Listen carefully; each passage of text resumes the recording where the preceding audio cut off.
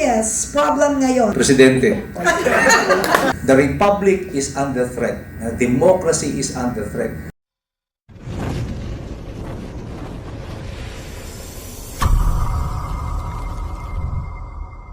Panelists, please answer the following questions in one brief word or sentence. Sir, umpisa natin si Kong Mike. Si Kong Mike. May selective justice ba? Yes or no? Yes, How about you, Attorney Mike?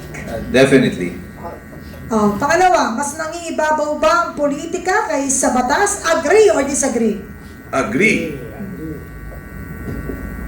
In terms of theory, primacy pa rin batas. Pero in practice, politika ang nangunguna ngayon. Ayun. Ano ang biggest problem ngayon? Corruption, politika, o mahina ang sistema? Presidente,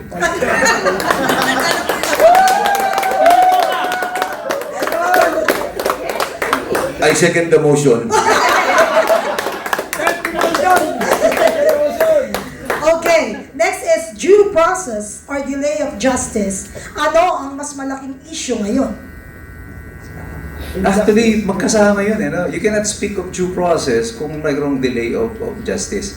So, hindi mo sila pwedeng i-segregate. Next, I second the motion.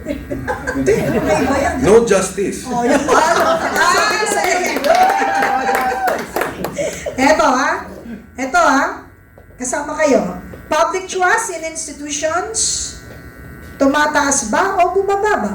Public trust. Sa mga institutions natin. Negative. Negative pa, hindi bumagsak, negative din. Kaya tanong ko, meron ba?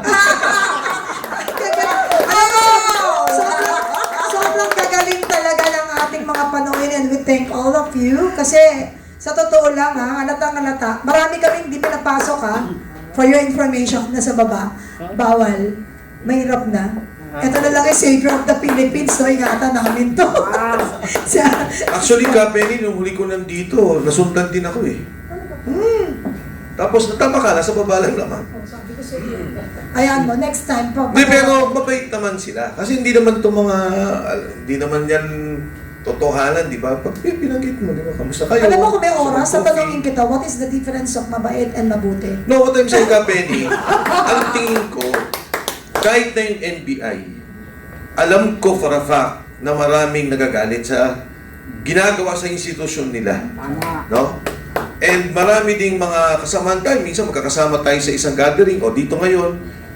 Pag binati mo naman, kamusta kayo? Sir, compliance lang. Sir, kailangan lang namin mag-report. So, Pilipino rin yun eh. Alam din nila yung corruption na nangyayari.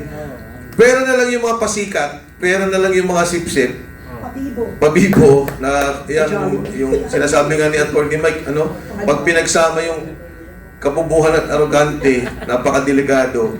Pero dun sa mga taong yun, tingin ko lahat medyo galit na rin sa nangyayari. Itong gagawin na coalition rage launching sa Cebu, papakita na namin yung mga taong kinakasuhan. Like what I've mentioned, napakarami na pong kinakasuhan. Si Sas, di ba? Ruganto. Hindi, before even sa di ba? Kaya na-force siya na lumipad. Si Lorraine Badoy, na-force na umalis.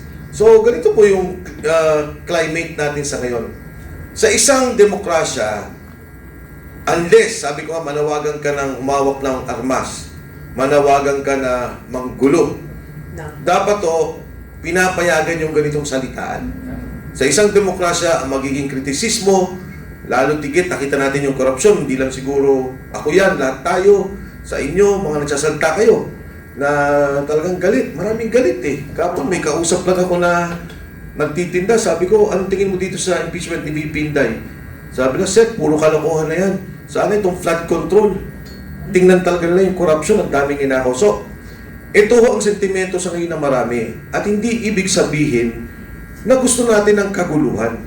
Ang gusto natin ay hustisya. Ang gusto natin, ikulong yung mga nagnakaw at maisoli yung pera na buwis, pawis, at buwis na binayaran ng bawat manggagawang Pilipino. Ngayon ang pinag-uusapan dito, yung medical condition of the President. Now, si Jason as an accused, kung magtutuloy itong kaso na ito, now has the right to ask the court for yung mga other modes of discovery, including compelling yung mga yung production of the medical records of the president, or mag-undergo siya ng medical examination. At pwede na rin isama yung DNA to make sure na yung ini-examine na presidente ay yun yung totoong presidente. Kaya sabi ko dito, I think the NBI has committed a blunder here. This is a major blunder on their part na hindi nila pinag-aralan. Ang gusto lamang nila, maharas nila itong si Jason. They didn't even think about the possible consequences. Kaya natawa ako nung nakita ko binasa ko yung kaso. Sabi ko, swerte ka ako si Jason dito. We are about to get more scoop from Jason through this. And I hope na makarating ito sa husgado. Pero ang guess ko na nga, pag nadinig nila yung mga sinasabi ko tungkol dito, baka mag-cap out na baka umatras yung mga NBI. Yung judge nga, umatras na doon sa no bail niya, not bailable. So, I think they have committed a mistake here. The same way, kanina yung PGMN, si Franco Mabanta. Hinuli, tapos meron daw 75 million na nasa sa maleta. Sabi ko, this is another, yung ill-advised na mga kilos ng NBI. Kasi, first question mo dyan, saan galing yung 75 million? Kung yan ay pera ni Martin Romualdez, withdraw niya ba yan? Dapat may AMLAC report. Kung walang AMLAC report, that means nakastore somewhere in a condominium yung pera na yan, di ba? Kasi contract di ba? All of this, you can compel the production of all these documents. Pag tinuloy niya itong kaso na to. Kaya, I think, the NBI, lagi ko sinasabi, yung arrogance and ignorance is a lethal combination. Mayabang ka at pero ignorante ka naman, hindi ka maalam doon sa pinagagawa mo, you are bound to commit mistakes. At daming mga pagkakamali dito. The same way that they're committing all of these mistakes against you. Yung mga kasong pinagsasasampa kasi ang gusto lamang, maharas yung mga tao. I mean, look at this. Mag-pretend na lang tayo na bobo tayong lahat. Kunyari, aksidente lang na ang kinasuhan ay si Jason Sa. Kinasuhan si Mike Defensor. Kinasuhan ang PGMN. Kinasuhan si Kibuloy. Kinasuhan si Rodrigo Duterte. Si VP Sara. Kunyari, hindi natin alam. Mga bobo tayong lahat. Hindi natin mapagdudugtong-dugtong lahat ng mga ito. And this is the assumption of this government. That kayo, na mga mamamahayag, mga vloggers, ordinary individuals, ay wala kayong sapat na kaalaman o kaisipan, hindi nyo mapagdudugtong-dugtong ito. At kahit mapagdugtong-dugtong man ninyo, wala kaming paki. Yun ang sinasabi nila sa atin. Diba? Ang malaga, gagawin natin. The only difference between democracy and other authoritarian government, you know what? Freedom of expression. Amen? Pag wala na yung freedom of expression na yan, authoritarian government tayo. And this is what is happening in our democracy right now. The republic is under threat. Democracy is under threat. Kaya sinasabi ko noon, the greatest destabilizer ng gobyerno na to, kung sino-sino tinuturo nila, it is the government itself that is destabilizing.